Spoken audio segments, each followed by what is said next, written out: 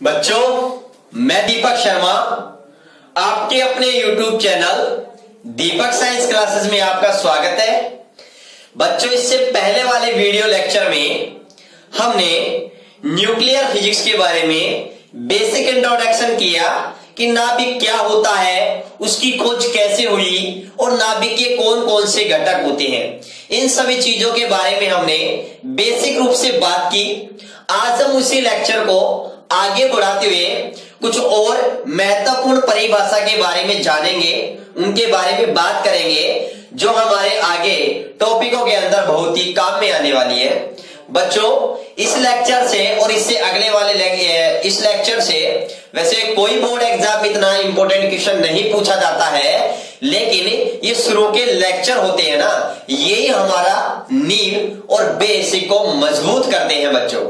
ठीक है बच्चों, अगर आपने पहला वाला लेक्चर नहीं देखा है तो उसका डिस्क्रिप्शन में लिंक दे रखा हूं, वहां से आप जरूर देखिएगा। और वीडियो को अगर आपने लाइक नहीं किया है, शेयर नहीं किया है, सब्सक्राइब चैनल को सब्सक्राइब नहीं किया है और बेल आइकन को दबाना तो आप बिल्कुल ना भूलिएगा, ताकि मैं जैसे ही वीडियो अपलोड करूं आपके पास तुरंत नोटिफिकेशन पहुंच जाए। और बच्चों, ज्यादा से ज्यादा वीडियो को लाइक कीजिएगा और कमेंट जरूर कीजिएगा।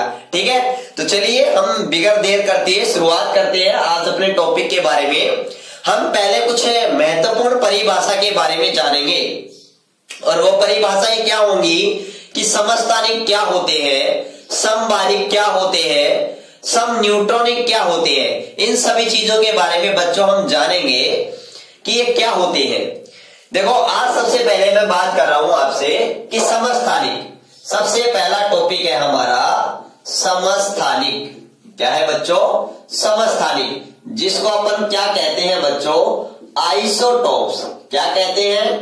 आइसोटोप्स। बच्चों, इसको ध्यान से समझिएगा कि आइसोटोप्स किसे कहते हैं। बच्चों, आइसोटोप शब्द है ना, ये ग्रीक भाषा के शब्द है। कौन से शब्द है? ग्रीक भाषा के शब्द है, या फिर मैं कहूं ग्रीक शब्द है, या ग्रीक के दो भाषा ग्रीक शब्द से बना है, ग्रीक भाषा के शब्दों से बना है। और बच्चों, वो शब्द कौन कौन से हैं हमारे पास में? एक होता है हमारे पास आइसोस और दूसरा होता है हमारे पास टोप्स। बच्चों, आइस जो समस्थानिक होता है उसे हम इंग्लिश में आइसोटोप्स कहते हैं, और आइसोटोप शब्द होता है ना, वो ग्रीक भाषा के शब्द है। आइसोस प्लस टोपस से बना है। आइसोस का मतलब होता है बच्चों समान, या फिर मैं कहूं इक्वल।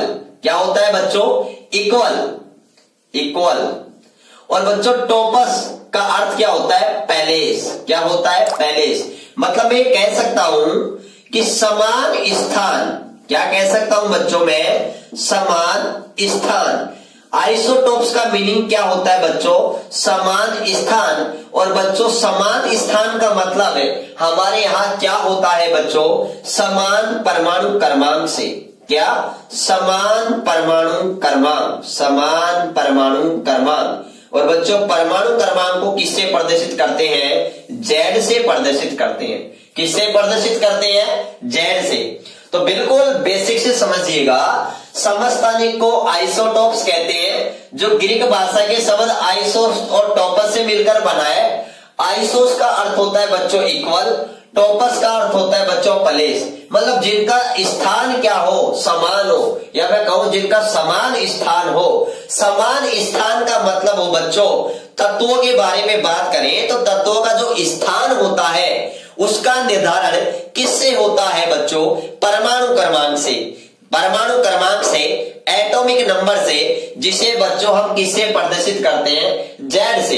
तो एक बात क्लियर हो गई कि समस्थानिकों का परमाणु क्रमांक क्या होता है बच्चों? समान होता है। क्या होता है? समान होता है। दूसरी बात, अगर बच्चों मैं बात क्या करूं कि जो समस्थानिक होते हैं इनकी खोज किसने की? बच्चों, इनकी खोज किसने की थी? सोडी नामक वैज्ञानिक ने इनकी क्या की थी बच्चों? खोज की थी।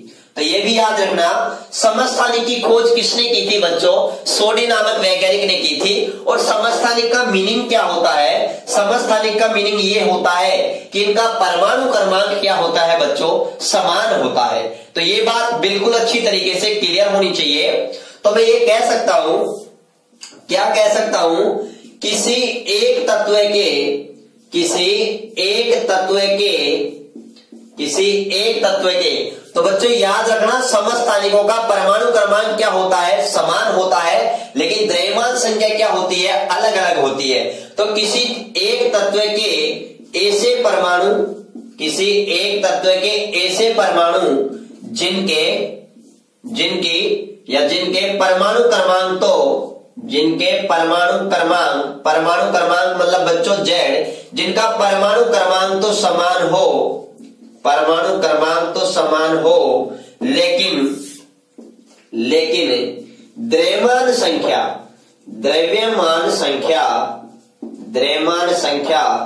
भिन्न भिन्न होती है या फिर मैं कहूं अलग अलग होती है।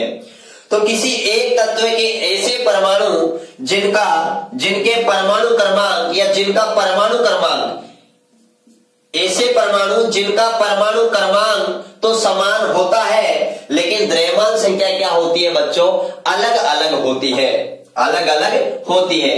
उन्हें क्या कहते हैं बच्चों, समस्थानिक कहते हैं। उन्हें क्या कहते हैं बच्चों, समस्थानिक कहते हैं। तो बच्चों यहां तक ये बात हमें अच्छी तरीके से क्लियर होनी चाहिए। फॉर एग्जाम्पल के लिए अगर मैं बात करूं तो हाइड्रोजन के कितने समस्थानिक होते हैं बच्चों, 3 समस्थानिक होते हैं। कितने समस्थानिक होते हैं, 3 समस्थानिक होते हैं। जैसे मैं बात करूं एग्जाम्पल, हाइड्रोजन के 3 समस्थानिक होते हैं। कितने समस्थानिक होते हैं, 3 समस्थानिक। बच्चों फिक्स है, हाइड्रोजन के कितने समस्थानिक होते हैं, 3 समस्थानिक होते हैं। आप कहोगे सर कौन कौन से, तो बच्चों इधर देखिएगा, एक होता है H11, दूसरा अपने पास होता है H12, तीसरा होता है H13। बच्चों आप यहां पर देख रहे हो, मैंने आपको इससे पहले वाले वीडियो लेक्चर में आपको बताया था कि किसी भी तत्व के नाभिक को या परमाणु को हम X से प्रदर्शित करते हैं तो उसके पाव में नीचे Z लिखते हैं और ऊपर अपन द्रव्यमान संख्या 1 को लिखते हैं। तो देखो बच्चों यहाँ पर हाइड्रोजन के 3 समस्थानिक है, इन तीनों के परमाणु क्रमांक Z का मान तो बच्चों क्या है, समान, लेकिन देखो द्रव्यमान संख्या यहाँ पर क्या है, अलग अलग है। ठीक है बच्चों, यहाँ पर जो H11 है बच्चों, इसको हम क्या कहते हैं बच्चों, इसको कहते हैं प्रोटियम। क्या कहते हैं, प्रोटियम कहा जाता है। इसको बच्चों क्या कहा जाता है, ड्यूटेरियम कहा जाता है। क्या कहा जाता है, ड्यूटेरियम कहा जाता है। और बच्चों इसको डी से भी प्रदर्शित किया जाता है, ड्यूटेरियम को। और बच्चों यहाँ पर हमारे पास में इसको हम क्या कहते हैं, ट्राइटेरियम कहते हैं। क्या कहा जाता है, ट्राइटेरियम कहा जाता है H13 को। और बच्चों इसको T से प्रदर्शित किया जाता है। और बच्चों याद रखना, हमारा देखो, हमारा केवल ये पढ़ने का उद्देश्य केवल ये नहीं होना चाहिए कि हमारे बोर्ड एग्जाम में अच्छे नंबर आए। बच्चों ये तो अगर हमारे पास नॉलेज है, हमारे पास अपना खुद का टैलेंट है, और हमारे अगर हमारा हर एक बेसिक कॉन्सेप्ट क्लियर है, तो बच्चों कोई दिक्कत घबराने वाली बात नहीं है, हमारे बोर्ड एग्जाम में भी अच्छे नंबर आएंगे। ठीक है, लेकिन लाइफ के अंदर नॉलेज एक सबसे इंपॉर्टेंट चीज होती है। बहुत सारे लोग आपको ऐसे मिलेंगे कि 12th क्लास के अंदर मेरिट में आने के बाद में भी वो नीट वगैरह या फिर मैं कहूं JEE वगैरह का एग्जाम, या यहाँ तक कि एयरफोर्स वगैरह के छोटे मोटे एग्जाम भी क्रैक नहीं कर पाते हैं, क्योंकि वो रटन विद्या होती है, उनका बेसिक वीक रह जाता है फिर भी। क्योंकि यहाँ पर तो आपके 12th क्लास में एक लिमिटेड चैप्टर होते हैं, फिक्स रहता है भाई पहले चैप्टर में गाउस का नियम आएगा तो गाउस का नियम आएगा। ठीक है ना, तो हमें अपना वो बेसिक पावर स्ट्रॉन्ग भी बनानी है। तो बच्चों थोड़ा सा ये भी याद रखना कि जो ड्यूटेरियम है ना, ड्यूटेरियम, इसको क्या कहा जाता है, भारी हाइड्रोजन भी कहा जाता है। क्या कहा जाता है, भारी हाइड्रोजन भी कहा जाता है इस ड्यूटेरियम को ही। इसलिए आपने सुना होगा साधारण जल का सूत्र H2 है, भारी जल का सूत्र क्या होता है, D2 होता है।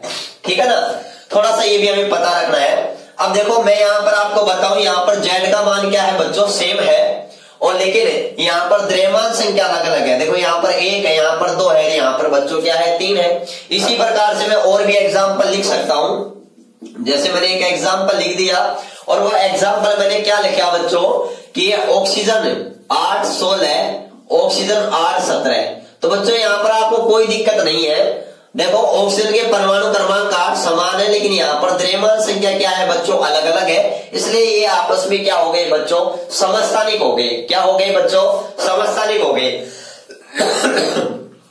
अब बच्चों यहां पर एक बहुत ही इंपॉर्टेंट पॉइंट आता है, और वो पॉइंट क्या आता है कि समस्थानिकों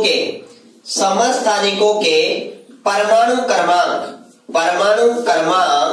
समान होने के कारण, परमाणु क्रमांक समान होने के कारण इनके रासायनिक गुणधर्म भी, इनके रासायनिक गुण भी समान होते हैं, इसलिए इन्हें आवर्त सारणी में एक ही स्थान पर रखा जाता है। आवर्त सारणी में एक ही स्थान पर रखा जाता है। तो बच्चों ये बहुत अच्छा पॉइंट है कि समस्थानिकों के रासायनिक गुण होते हैं, वो बच्चों क्या होते हैं, समान होते हैं, क्योंकि समस्थानिकों के परमाणु क्रमांक क्या होते हैं बच्चों, समान होते हैं। और परमाणु क्रमांक समान होंगे तो प्रोटॉन की संख्या भी समान होगी और इलेक्ट्रॉन की संख्या भी क्या होगी, समान होगी। और आपको अच्छी तरीके से पता है जो अपनी आधुनिक आवर्त सारणी है उसका मुख्य जो आधार है वो बच्चों क्या है, परमाणु क्रमांक ही है। क्योंकि अगर किसी तत्व के परमाणु क्रमांक समान है तो उसमें इलेक्ट्रॉन की संख्या समान होगी, इसलिए उसके रासायनिक गुणधर्म भी लगभग समान होंगे। और जिन तत्वों के या जिन परमाणुओं के रासायनिक गुणधर्म लगभग समान होते हैं बच्चों, उनको आवर्त सारणी में एक ही स्थान या एक ही वर्ग में रखा जाता है। ठीक है ना बच्चों, तो ये बात याद रखना, आवर्त सारणी में समस्थानिकों को एक ही स्थान पर रखा जाता है क्योंकि इनके परमाणु क्रमांक क्या होते हैं बच्चों, समान होते हैं। ये बात आप अच्छी तरीके से समझिएगा। ठीक है, तो यहां तक ये बात क्लियर। दूसरी बात बच्चों, ये बात अच्छी तरीके से समझना कि समस्थानिक होते हैं, उनका जो रासायनिक विश्लेषण होता है, या फिर मैं कहूं जो समस्थानिक होते हैं उनको रासायनिक विश्लेषण विधि द्वारा अलग नहीं किया जा सकता है। तो किससे किया जाता है बच्चों, द्रव्यमान स्पेक्ट्रोग्राफ की सहायता से इसको क्या किया जाता है, अलग किया जाता है। तो यह बहुत अच्छी बात है कि समस्थानिकों को रासायनिक विश्लेषण विधि द्वारा अलग नहीं किया जा सकता,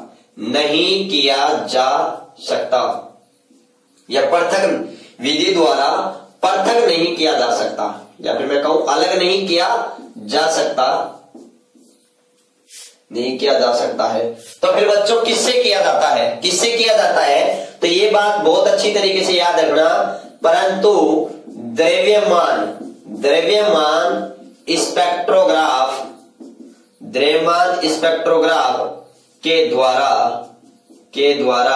इन्हें क्या किया जा सकता है बच्चों, पृथक किया जा सकता है या अलग किया जा सकता है, पृथक किया जा सकता है। तो बच्चों बहुत अच्छा पॉइंट है। देखो क्यों नहीं किया जा सकता, क्योंकि समस्थानिकों के परमाणु क्रमांक समान होते हैं, और परमाणु क्रमांक समान होंगे तो बच्चों इनके रासायनिक गुणधर्म भी क्या होंगे, समान होंगे। और बच्चों रासायनिक गुणधर्म समान होंगे तो रासायनिक विश्लेषण विधि द्वारा अलग नहीं कर सकते। क्यों, क्योंकि देखो दोनों के परमाणु क्रमांक समान, तो इनके रासायनिक गुणधर्म भी समान होंगे।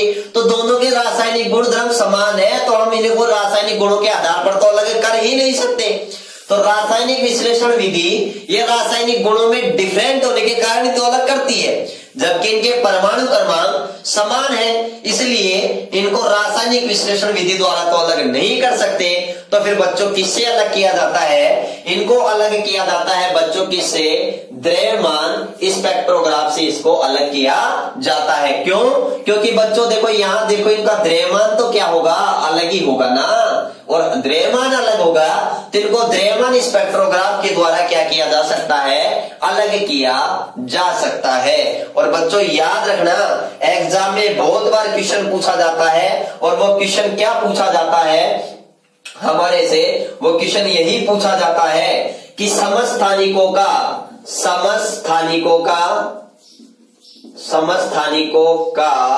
निर्धारण करने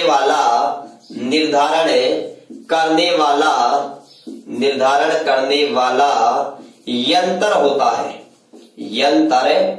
है या उपकरण होता है। तो बच्चों याद रखना, वो उपकरण द्रव्यमान स्पेक्ट्रोग्राफी होता है, स्पेक्ट्रोग्राफ ही होता है। ये बात याद रखना बच्चों। समस्थानिकों का अगर निर्धारण करते हैं या उनको हम अलग अलग कर सकते हैं, हम उनको पहचान सकते हैं, तो हम किसके द्वारा पहचान सकते हैं बच्चों, द्रव्यमान स्पेक्ट्रोग्राफ के द्वारा पहचान सकते हैं। और बच्चों इसको किसने बनाया था, एस्टर नामक वैज्ञानिक ने। किसने बनाया था, एस्टर नामक वैज्ञानिक ने इसको बनाया था। और बच्चों समस्थानिकों का उपयोग भी बहुत है, जैसे आपने सुना होगा कि कोबाल्ट 60 होता है, उसका उपयोग हम किसमें करते हैं बच्चों, कैंसर के उपचार में किया जाता है। तो बच्चों ये हमारे समस्थानिक के बारे में बात हो गई। तो याद रखना, समस्थानिकों का समान तो क्या होता है, परमाणु क्रमांक समान होता है, लेकिन द्रव्यमान संख्या बच्चों क्या होती है, अलग अलग होती है। परमाणु क्रमांक समान होने के कारण इनके रासायनिक गुणधर्म भी क्या होते हैं, समान। और रासायनिक गुणधर्म समान होने के कारण बच्चों इनको आवर्त सारणी में एक ही स्थान पे क्या रखा जाता है। ठीक है। दूसरी बात, समस्थानिकों के रासायनिक गुण समान होते हैं, इसलिए हम इसको रासायनिक विश्लेषण विधि द्वारा पृथक नहीं कर सकते हैं। तो फिर किस विधि से पृथक कर सकते हैं बच्चों, द्रव्यमान स्पेक्ट्रोग्राफ की सहायता से हम इसको अलग कर सकते हैं। ठीक है ना। और जो किसने बनाया था बच्चों, एस्टेटर नामक वैज्ञानिक ने इसे बनाया था। तो यहां तक ये बात बच्चों क्लियर हो गई होगी आपके। अगर क्लियर हो गई है तो जरूर लाइक कीजिए, शेयर कीजिए, सब्सक्राइब कीजिए और स्क्रीनशॉट लीजिए। चलो बच्चों जल्दी से, तो स्क्रीनशॉट आप सभी ने। चलो अब हम बात करते हैं नेक्स्ट आगे किसके बारे में, आइसोबार के बारे में, कि आइसोबार क्या होता है, समभारिक क्या होते हैं। अभी हमने समस्थानिक के बारे में पढ़ा। समस्थानिक इनके परमाणु क्रमांक क्या होता है, समान, जबकि द्रव्यमान संख्या क्या होती है बच्चों, अलग अलग होती है। क्या होती है, अलग अलग होती है। अब देखो, अब हम बात करते हैं किसके बारे में, समभारिक के बारे में। समभारिक, तो दूसरी हमारी परिभाषा क्या है, समभारिक, जिसे क्या कहा जाता है, आइसोबार्स। देखो बच्चों, समभारिक हम किसे कहते हैं, समभारिक जो शब्द होता है वह भी दो शब्दों से मिलकर बना है, सम प्लस भारिक, सम प्लस भार, या फिर मैं कहूं सम प्लस भारिक। सम का मतलब वही बात आ गई, इक्वल, या फिर मैं कहूं समान। और भारिक का मतलब क्या आ गया बच्चों, भार से। भारिक का मतलब किससे आ गया, भार से। तो समभारिक का मतलब क्या हो गया, जिनके परमाणु भार क्या हो, समान हो। लेकिन बच्चों पहले भार वर्ड यूज करते थे, लेकिन भार के स्थान पर वर्तमान में, पहले हालांकि भार, लेकिन वर्तमान में उस भार के स्थान पर ही क्या यूज करने लग गए, द्रव्यमान संख्या। तो बच्चों वैसे परमाणु भार भी यूज करते हैं, द्रव्यमान संख्या एक अलग चीज है, परमाणु भार अलग चीज है, दोनों में डिफरेंस है। ठीक है ना। वास्तव में दोनों अलग अलग होती है, परमाणु भार अलग होता है, द्रव्यमान संख्या अलग होती है। ठीक है ना। लेकिन देखो यहां पर जो समभारिक होता है ना बच्चों, समभारिक है वो ऐसे परमाणु होते हैं जिनका या मैं कहूं जिनकी द्रव्यमान संख्या तो क्या होती है, समान होती है, लेकिन परमाणु क्रमांक क्या होते हैं, भिन्न भिन्न होते हैं। ये बात अच्छी तरीके से समझना कि ऐसे परमाणु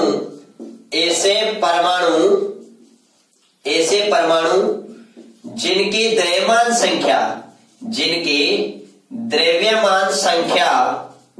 संख्या तो समान हो, द्रव्यमान संख्या तो समान हो लेकिन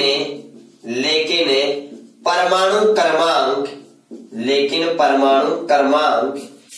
भिन्न भिन्न हो, परमाणु क्रमांक भिन्न भिन्न हो, उन्हें क्या कहा जाता है बच्चों? उन्हें समभारिक कहते हैं। क्या कहते हैं? आपस में समभारिक कहते हैं। ये बात आप अच्छी तरीके से समझना कि समभारिक होते हैं वो समस्थानिक के जस्ट अपोजिट होते हैं। देखो समस्थानिक में क्या होता है? परमाणु क्रमांक सेम समान होता है, डिफरेंट क्या होता है? द्रव्यमान संख्या डिफरेंट होती है। जबकि समभारिक में द्रव्यमान संख्या तो क्या होती है बच्चों? द्रव्यमान संख्या तो क्या होती है? समान, लेकिन परमाणु क्रमांक क्या होता है बच्चों? अलग अलग होता है। क्या होता है? अलग अलग होता है। तो देखो जैसे एग्जाम्पल मैं लिखूं तो एग्जाम्पल लिख सकता हूं मैं, क्या एग्जाम्पल लिख सकता हूं?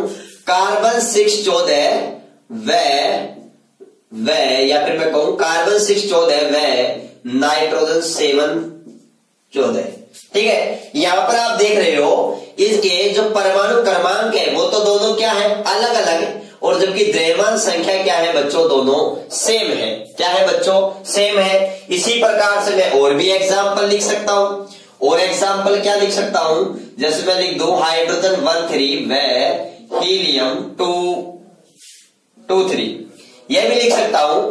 ठीक है ना? आपको तो ये नहीं देखना है बच्चों, न्यूक्लियर फिजिक्स में आपको ये नहीं देखना है सर ये तो बनता है, ये नहीं बनता, केमिस्ट्री में तो ऐसा होता ही नहीं है। बच्चों ये हमारे न्यूक्लियर फिजिक्स है, और न्यूक्लियर फिजिक्स में बहुत सारे समस्थानिक बन जाते हैं। ठीक है ना? जिनका लाइफ टाइम कुछ का बहुत ज्यादा होता है तो कुछ का बहुत कम सेकंड होता है।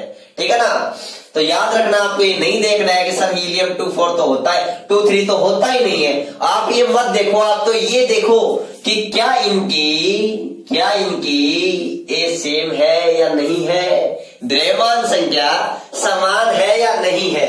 ठीक है, आपको पहचानना आना चाहिए। ठीक है ना? ये बात आप विशेष ध्यान रखना थोड़ा। तो याद रखना, समभारिक की द्रव्यमान संख्या तो क्या होती है बच्चों? समान होती है, लेकिन परमाणु क्रमांक क्या होता है बच्चों? अलग अलग होता है। परमाणु क्रमांक क्या होता है बच्चों? अलग अलग होता है। थोड़ा ये बात आप अच्छी तरीके से समझिएगा कि परमाणु क्रमांक अलग अलग और द्रव्यमान संख्या क्या होती है बच्चों? समान होती है। परमाणु क्रमांक अलग अलग होता है। अब देखो बच्चों, इनका परमाणु क्रमांक अलग अलग होता है, इसलिए इनके रासायनिक गुण भी क्या होते हैं? अलग अलग होते हैं। तो ये बात याद रखना, समभारिकों के रासायनिक गुण क्या होते हैं बच्चों? अलग अलग होते हैं। क्या होते हैं? अलग अलग होते हैं। अलग अलग होते हैं। क्यों अलग अलग होते हैं? क्योंकि इनका परमाणु क्रमांक ही क्या है? अलग अलग है। इनका Z क्या है बच्चों? अलग अलग है। और इनका परमाणु क्रमांक अलग अलग होने के कारण इनका रासायनिक गुण भी क्या होते हैं? अलग अलग होते हैं। इसलिए इनको आवर्त सारणी में अलग अलग स्थानों पे रखा जाता है। ठीक है ना? ये बात आप विशेष ध्यान रखना। तो समस्थानिकों के रासायनिक गुण अलग अलग होते हैं, इसलिए इन्हें आवर्त सारणी में अलग अलग स्थानों पर रखा जाता है।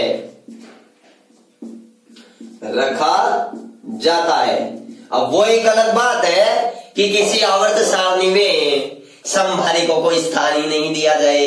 ठीक है, हम अभी केमिस्ट्री में नहीं जा रहे हैं, हम केवल क्या पढ़ रहे हैं? अभी फिजिक्स पढ़ रहे हैं। ठीक है ना? हमें उस पर थोड़ा फोकस करना है।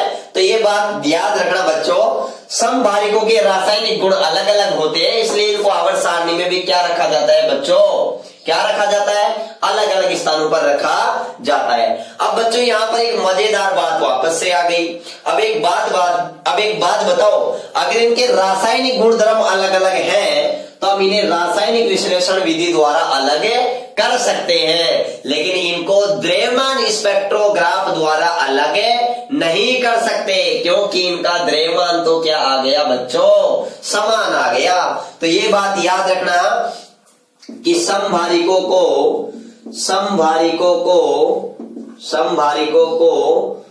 रासायनिक विश्लेषण विधि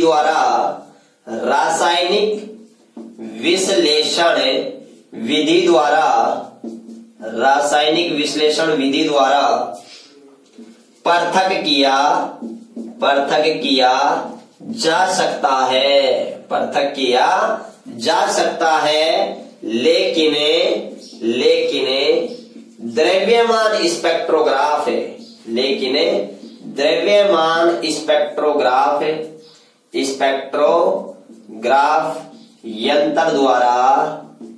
यंत्र द्वारा पृथक नहीं कर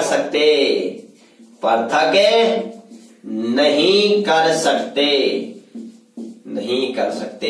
ये बात बच्चों आप अच्छी तरीके से समझ लेना, क्योंकि समभारिक होते हैं बच्चों, उनका परमाणु क्रमांक अलग अलग होता है। परमाणु क्रमांक अलग होता है तो रासायनिक गुण भी अलग होते हैं, रासायनिक गुण अलग अलग होते हैं। अगर दो समस्थानिक है, दो समभारिक है, दोनों के रासायनिक गुण अलग अलग हैं, तो इनको रासायनिक विश्लेषण विधि द्वारा हम क्या कर लेते हैं बच्चों, पृथक कर लेते हैं। किस विधि द्वारा, रासायनिक विश्लेषण द्वारा पृथक कर लेते हैं, लेकिन बच्चों इनको द्रव्यमान स्पेक्ट्रोग्राफ की सहायता से पृथक नहीं कर सकते।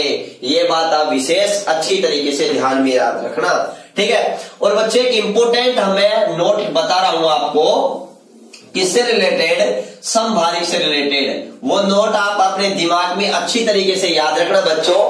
आगे हम रेडियो केमिस्ट्री जो हमें रेडियो एक्टिवता पढ़ेंगे, और रेडियो एक्टिवता के अंदर हम अल्फा, बीटा और गामा विकिरण के बारे में पढ़ेंगे, और हम रेडियो एक्टिवता का नियम भी पढ़ेंगे, जिसे रदरफोर्ड-सोडी का नियम के नाम से जाना जाता है। और बच्चों हम पढ़ेंगे अल्फा विघटन, बीटा विघटन और गामा विघटन के बारे में। तो बच्चों याद रखिएगा, जो कभी भी बीटा विघटन होता है, किसी नाभिक से बीटा कण का उत्सर्जन होता है, तो उससे जो नाभिक प्राप्त होता है वो बच्चों क्या होता है, मूल नाभिक का समभारिक होता है। तो याद रखना अच्छी तरीके से, अभी ही किसी नाभिक से बीटा नेगेटिव कण उत्सर्जन होने के बाद प्राप्त नाभिक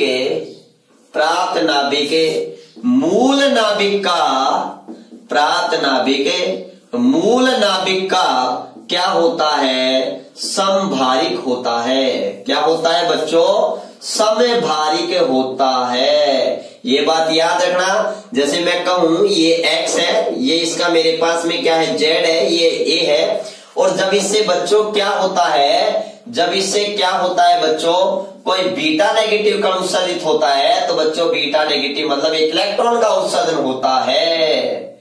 तो यहां हमारे पास में इस z के मान में तो क्या आ जाती है, 1 की कमी आ जाती है। क्या आ जाती है, 1 की यहाँ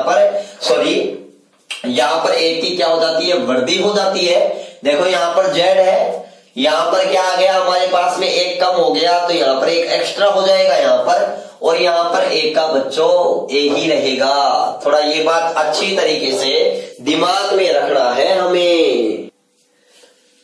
तो ये जो हमें हमारे पास में जो मूल नाभिक जो नाभिक प्राप्त हो रहा है बच्चों, इन दोनों नाभिक में आप अच्छी तरीके से देख पा रहे हो, क्या देख पा रहे हो कि इनका z क्या है बच्चों, समान है। इनका जो a है ना, वो क्या है, समान है। तो बच्चों ये एक दूसरे के क्या होंगे, ये एक दूसरे के समभारिक होंगे। क्या होंगे बच्चों, समभारिक होंगे। ठीक है ना, ये बात आप अच्छी तरीके से ध्यान में रखिएगा, ठीक है ना। तो ये बात विशेष मेमोरी बेस्ड क्वेश्चन में आपको याद रखना है कि बीटा नेगेटिव कण किसी नाभिक से उत्सर्जित होते हैं, तो प्राप्त नाभिक मूल नाभिक का क्या होगा, समभारिक होगा। क्या होगा, समभारिक होगा। ये बात अच्छी तरीके से याद रखिएगा, ठीक है बच्चों। यहां तक ये चीजें आपके क्लियर हो गई है। उसके बाद में मैं नेक्स्ट बात करता हूं किसके बारे में बच्चों। तीसरा पॉइंट हमारे पास में आता है सम न्यूट्रॉनिक। क्या आता है बच्चों? सम न्यूट्रॉनिक। सम न्यूट्रॉनिक देखो बच्चों, सम न्यूट्रॉनिक किसे कहते हैं? ऐसे परमाणु जिनमें न्यूट्रॉन की संख्या क्या होती है बच्चों? समान होती है। क्या होती है? न्यूट्रॉन की संख्या समान होती है। तो याद रखना किसे कहा जाता है? ऐसे परमाणु जिनमें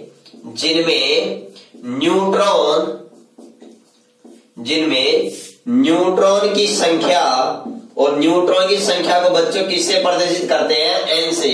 ऐसे परमाणु जिनमें न्यूट्रॉन की संख्या समान होती है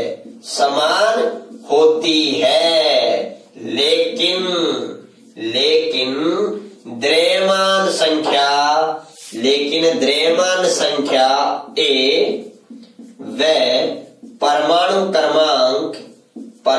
क्रमांक z क्या होते हैं बच्चों? अलग अलग होते हैं। तो ऐसे परमाणु जिनमें न्यूट्रॉन की संख्या समान होती है उन्हें क्या कहा जाता है? सम न्यूट्रॉनिक। नाम से पता चल रहा है सम का मतलब समान और न्यूट्रॉनिक का मतलब न्यूट्रॉन की संख्या। मतलब इसमें न्यूट्रॉन की संख्या तो क्या होती है? समान होती है। तो बच्चों अलग क्या होती है? द्रव्यमान संख्या व परमाणु क्रमांक, लेकिन द्रव्यमान संख्या व परमाणु क्रमांक भिन्न भिन्न होते हैं। क्या होते हैं? भिन्न भिन्न होते हैं। उन्हें क्या कहा जाता है बच्चों? सम न्यूट्रॉनिक कहा जाता है। उन्हें सम न्यूट्रॉनिक कहते हैं। तो बच्चों ये बात क्लियर हो गई है कि सम न्यूट्रॉनिक हम किसे कहते हैं? सम न्यूट्रॉनिक हम किसे कहते हैं? जिनमें न्यूट्रॉन की संख्या क्या हो बच्चों? समान हो। देखो इसके एग्जाम्पल के बारे में बात करूं तो पहला एग्जाम्पल लेता हूं, हाइड्रोजन 13 व हीलियम 24। यहां देखो बच्चों, पहली बात यहां पर इसका जेड क्या है? अलग है। दोनों का जेड अलग है। दोनों का द्रव्यमान संख्या भी क्या है बच्चों? अलग है। आपको पता है बच्चों, यहां पर अगर मैं न्यूट्रॉन की संख्या की बात करूं तो यहां पर न्यूट्रॉन की संख्या मेरे पास में कितनी आ जाएंगी? आपको पता है न्यूट्रॉन की संख्या कैसे ज्ञात करते हैं? न्यूट्रॉन की संख्या ज्ञात करने का फॉर्मूला हमारे पास होता है बच्चों, न्यूट्रॉन की संख्या बराबर द्रव्यमान संख्या में से परमाणु क्रमांक घटा देंगे। यहां पर भी द्रव्यमान संख्या में से परमाणु क्रमांक घटा देंगे तो न्यूट्रॉन की संख्या आ जाएगी। तो बच्चों यहां पर न्यूट्रॉन की संख्या हमारे पास में कितनी होगी? यहां पर न्यूट्रॉन की संख्या 3 में से 1 गए तो हमारे पास में 2 बच गए। यहां पर बच्चों 4 में से हमारे पास में कितने चले गए बच्चों? 2 चले गए। तो कितने बच गए? 2। तो बच्चों इनमें न्यूट्रॉन की संख्या समान होने के कारण इनको बच्चों क्या कहा जाता है? सम न्यूट्रॉनिक कहा जाता है। इसी प्रकार से मैं एक और एग्जांपल ले सकता हूं, जैसे कार्बन 6 13 व नाइट्रोजन 7 14। बच्चों यहां पर देख सकते हो जेड अलग है। यहां पर द्रव्यमान संख्या अलग है, लेकिन इसमें न्यूट्रॉन की संख्या कितनी है? 13 में से 6 गए तो बच्चों कितने बच गए? यहां पर 7। यहां पर 14 में से 7 गए तो कितने बच गए? 7। तो यहां पर न्यूट्रॉन की संख्या क्या है? समान है। ठीक है, तो याद रखना, नाम से पता चल रहा है कि सम न्यूट्रॉनिक किसे कहते हैं? जिनमें न्यूट्रॉन की संख्या क्या हो बच्चों? समान हो, उन्हें सम न्यूट्रॉनिक कहा जाता है।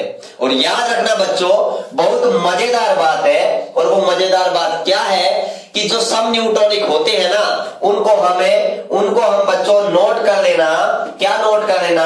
कि हम उनको रासायनिक विश्लेषण विधि द्वारा भी क्या कर सकते हैं? अलग कर सकते हैं, क्योंकि इनका जेड अलग अलग है। और हम इनको द्रव्यमान स्पेक्ट्रोग्राफ के द्वारा भी अलग कर सकते हैं, क्योंकि इनकी द्रव्यमान संख्या भी क्या है बच्चों? अलग अलग है। तो ये बात क्लियर? चलो इसका स्क्रीनशॉट लीजिएगा, सभी स्क्रीनशॉट लीजिएगा। तो सभी ने स्क्रीनशॉट ले लिया होगा। तो देखो अब हम बात करते हैं, आगे बढ़ते हैं, और आगे हम बात करते हैं किसके बारे में? हम बात करते हैं प्रतीक न्यूक्लियाई, जिसे हम दर्पण नाभिक भी कहते हैं। क्या होते हैं, उनके क्या गुण होते हैं, उनके बारे में हम आगे बात करते हैं। ठीक है बच्चों, तो तो देखिएगा,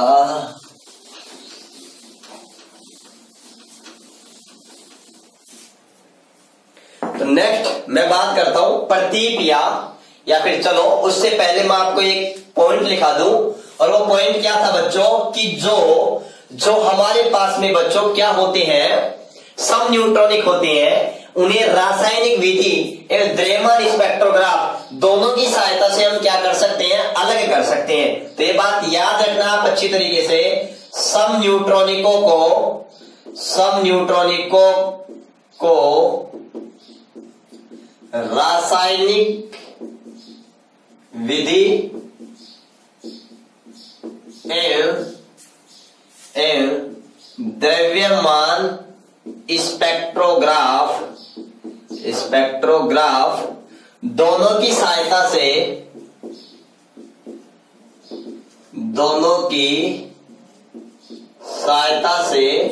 क्या कर सकते हैं बच्चों, अलग कर सकते हैं। क्या कर सकते हैं, अलग कर सकते हैं। ये बात क्लियर है, ठीक है ना बच्चों, कोई दिक्कत नहीं है। आपको नोट्स की पीडीएफ फाइल अवेलेबल मिल जाएगी। जैसे 2-3 वीडियो लेक्चर क्लियर होंगे, तीसरे चौथे में आपको उससे पहले वाले वीडियो लेक्चर की पीडीएफ मिल जाएगी, मैं आपको टुकड़ों में अवेलेबल करवा दूंगा, और लास्ट टाइम में मैं बच्चों आपको कंप्लीटली अवेलेबल करवा दूंगा, ठीक है ना। उसके आप कोई टेंशन मत लीजिए, नोट्स चाहे आप मत उतारिए, कोई दिक्कत नहीं है। मैं बोर्ड पर इसलिए भी लिख रहा हूं कि कुछ मैटर आपको यहां से मिल जाए, अच्छी तरीके से आप रिवाइज कर सकें यहां पर, ठीक है ना। वैसे कोई दिक्कत नहीं है आपको। अब बच्चों मैं नेक्स्ट बात करता हूं, नेक्स्ट डेफिनेशन के बारे में बात करता हूं। जो हमारे पास में क्या है बच्चों, प्रतीप या दर्पण नाभिक, प्रतीप या दर्पण नाभिक, मैं कहूं मिरर न्यूक्लियाई,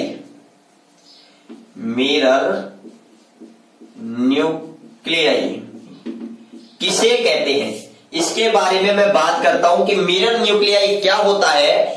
बच्चों मिरर न्यूक्लियाई के अगर बारे में मैं बात करूं तो मिरर न्यूक्लियाई ऐसे नाभिक होते हैं जिनकी द्रव्यमान संख्या तो क्या होती है, अलग अलग होती है, सॉरी द्रव्यमान संख्या तो क्या होती है, समान होती है, लेकिन इनमें जो प्रोटॉन और न्यूट्रॉन की संख्या होती है ना, वो आपस में क्या होती है, चेंजेज होती है, परिवर्तित होती है। देखो कैसे, मैं एक एग्जाम्पल ले रहा हूं, और एग्जाम्पल देखो बहुत ही इंटरेस्टिंग है, आपको समझना अच्छी तरीके से, बहुत सारी चीजें हमारे आपको क्लियर करवाएगा अच्छी तरीके से।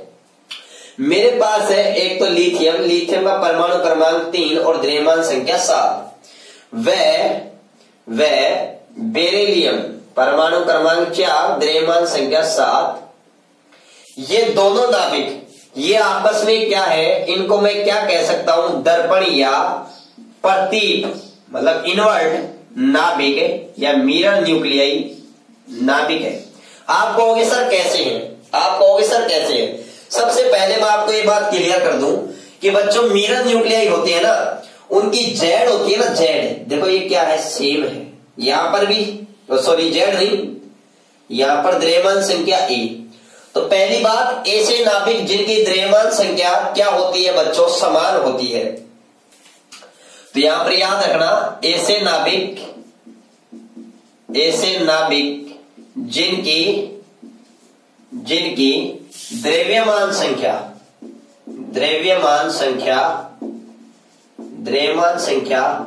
समान होती है, ये बात तो क्लियर।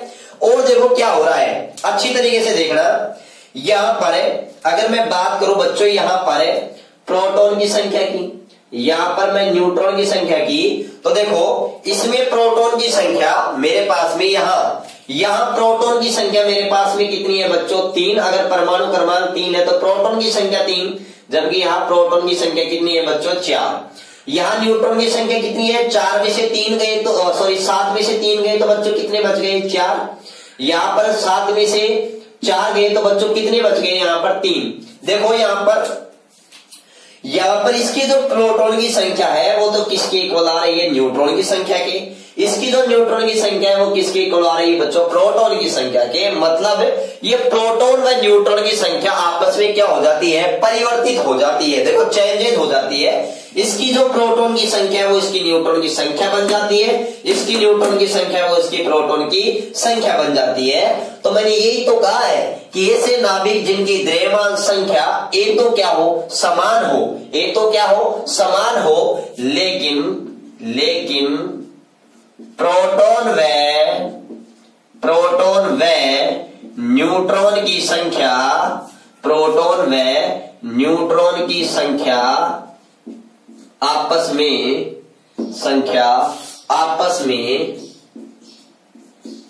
में परिवर्तित होती है या परिवर्तित हो जाती है। ठीक है ना, कोई दिक्कत नहीं, परिवर्तित हो जाती है। उन्हें क्या कहा जाता है बच्चों, प्रतीप या दर्पण नाभिक, मिरर न्यूक्लियाई, दर्पण नाभिक कहते हैं। उन्हें प्रतीप या दर्पण नाभिक कहते हैं। तो बच्चों यहां तक ये बात आपके अच्छी तरीके से क्लियर होनी चाहिए कि प्रतीप या दर्पण नाभिक किसे कहते हैं। बच्चों इनके लिए द्रव्यमान संख्या होती है वो तो क्या होती है, समान होती है, लेकिन बच्चों इनके अंदर जो प्रोटॉन व न्यूट्रॉन की संख्या होती है वो आपस में क्या हो जाती है, परिवर्तित हो जाती है। ये बात आप विशेष ध्यान रखना। इसके अंदर जो प्रोटॉन की संख्या है वो इसकी न्यूट्रॉन की संख्या की इक्वल हो जाएगी, इसके अंदर जो न्यूट्रॉन की संख्या है वो इसके प्रोटॉन की संख्या की क्या हो जाएगी बच्चों, इक्वल हो जाएगी। तो यहां पर आपको कोई दिक्कत नहीं होना चाहिए, आपके कोई डाउट नहीं होना चाहिए। ठीक है, ये हमारे पास में क्या हो गया बच्चों, क्या हो गया, प्रतीप या मिरर न्यूक्लियाई, दर्पण नाभिक। ठीक है बच्चों, यहां तक ये चीज आपके क्लियर। इसके बाद में मैं नेक्स्ट बात करता हूं। नेक्स्ट मेरे पास में डेफिनेशन आती है वो 5 नंबर, वो क्या आती है बच्चों, नेक्स्ट डेफिनेशन हमारे पास में आती है आइसोमर्स, जिसे हम क्या कहते हैं, सम अवयवी या आइसोमर्स। ठीक है बच्चों, देखो ये क्या होती है, इनको ध्यान से समझना है, बड़े ही काम के हैं।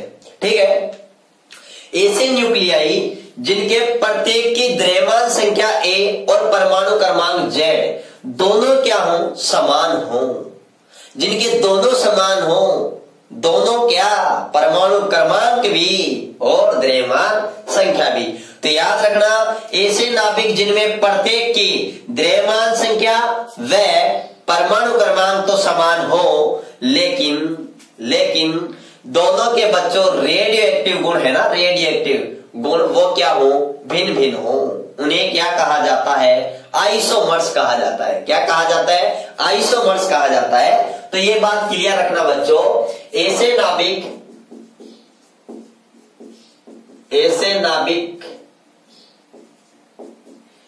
क्या याद रखना, ऐसे नाभिक जिनमें प्रत्येक की, या ऐसे नाभिक जिनमें प्रत्येक की द्रव्यमान संख्या जिसे अपन ऐसे प्रदर्शित करते हैं, द्रव्यमान संख्या व परमाणु क्रमांक जिसे अपन किससे प्रदर्शित करते हैं, जेड से। ऐसे नाभिक जिनमें प्रत्येक की द्रव्यमान संख्या व परमाणु क्रमांक तो समान होते हैं,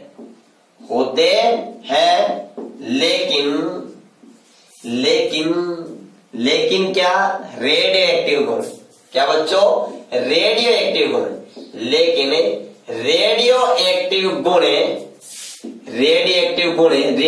गुण कैसे बच्चों, जैसे अर्धायुकाल हुआ, नाभिकीय ऊर्जा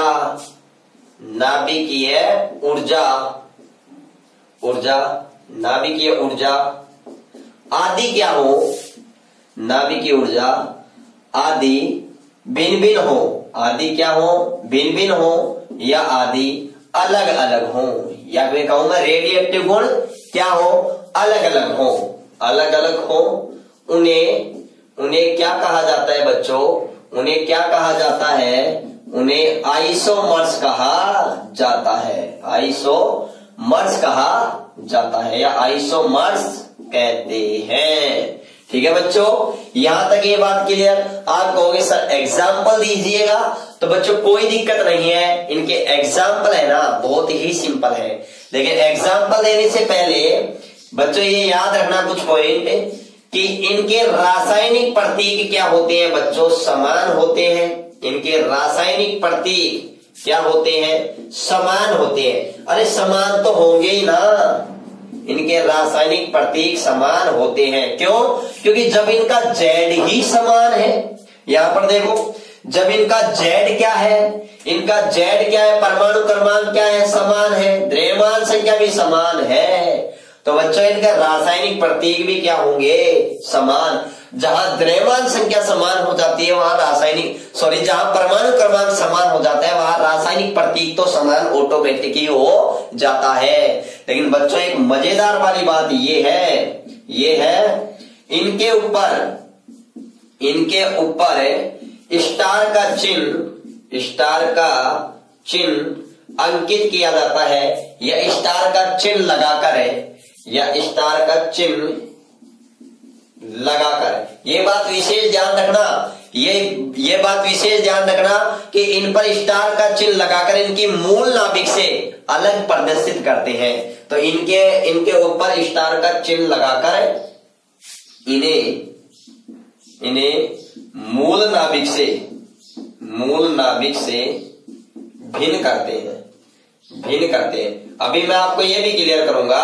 देखो बच्चों बिल्कुल सिंपल सी बात है। इसके एग्जाम्पल के बारे में अगर मैं आपसे बात करूं तो मेरे पास में ये कोई एक्स है, इस एक्स का कोई एक्स नाभिक है जिसका परमाणु क्रमांक जेड है, द्रव्यमान संख्या ए है, और इससे अगर गामा विकिरण का उत्सर्जन हो गया, किसका उत्सर्जन करवा दिया मैंने? गामा विकिरण का। तो बच्चों यहां पर एक बात आप अच्छी तरीके से याद रखना, गामा विकिरण के उत्सर्जन होने के कारण या गामा का उत्सर्जन हो जाने के कारण, कौन सा उत्सर्जन हो जाने के कारण? गामा उत्सर्जन या गामा विकिरण का उत्सर्जन, में कुछ भी बोल दूं बात एक ही है। गामा विकिरण का उत्सर्जन होता है उसे गामा उत्सर्जन कहा जाता है। तो देखो बच्चों यहां पर मेरे पास में एक नाभिक है जिसका जेड परमाणु क्रमांक है, ए द्रव्यमान संख्या, तब इससे गामा कणों का उत्सर्जन हो जाता है या गामा विकिरण का उत्सर्जन होता है, तो भी जो नाभिक आता है उसका जेड और ए क्या आता है बच्चों? सेम आता है। क्या आता है बच्चों? सेम आता है। ये बात आप अच्छी तरीके से ध्यान से रखना, ठीक है ना? क्या आता है? सेम आता है। मेरे पास में यहां पर मैंने क्या लगा दिया बच्चों? स्टार लगा दिया। स्टार मैंने इसलिए लगा दिया, इन दोनों में अंतर क्या है? इनकी एनर्जी के कारण डिफरेंस है। क्या है? एनर्जी के कारण इनमें क्या है? डिफरेंस है। बस ये बात याद रखना, चाहे मैं स्टार इस पर लगा दूं चाहे मैं इस पर लगा दूं, कोई दिक्कत वाली बात नहीं है, ठीक है ना? लेकिन लगेगा इन दोनों पे एक पर ही, ठीक है ना? आप किसी पर भी इंडिकेट कर सकते हो। दोनों पर लगा दिया तो दोनों की एनर्जी तो सेम हो गई, ठीक है ना? तो थोड़ा ये बात आप अच्छी तरीके से ध्यान रखना। इसको बोलते हैं मेटा।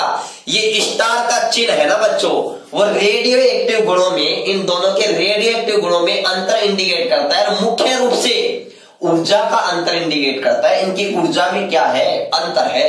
और बच्चों एक इंपॉर्टेंट पॉइंट आप अच्छी तरीके से याद रखना, अगर कभी भी गामा विकिरण का या गामा कणों का उत्सर्जन होता है तो बच्चों जो प्राप्त नाभिक होता है उसका जो द्रव्यमान संख्या होती है और परमाणु क्रमांक होता है वो मूल नाभिक के समान ही होता है।